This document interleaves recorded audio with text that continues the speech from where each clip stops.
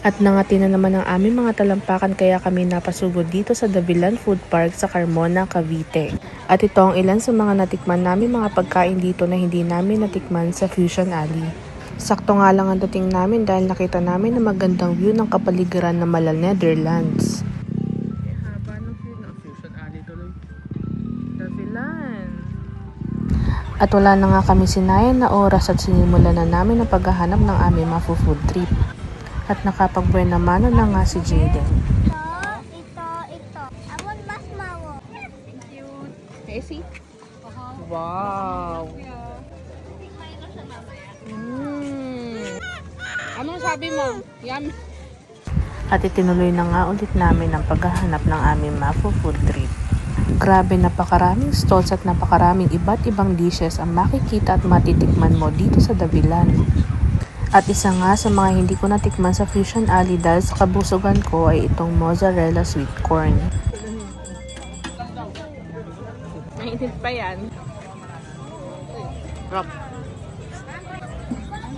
At isa din sa hindi nakinayang tikman sa Fusion Alley ay itong giant mochi. Strawberry!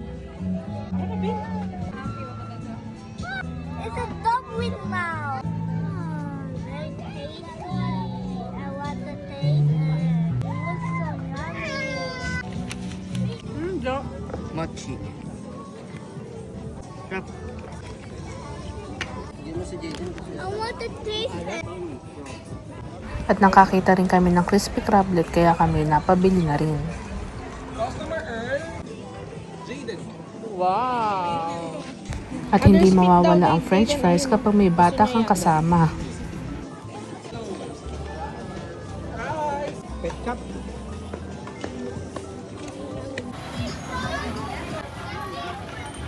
Nag-take out nga rin kami nitong iba't ibang klase ng ensaymada at cinnamon roll.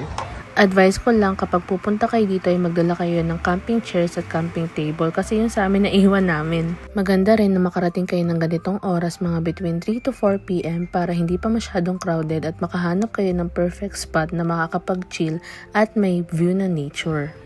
Video to. Video to. Hindi, ang ganda kasi yung cinematic. Ganda.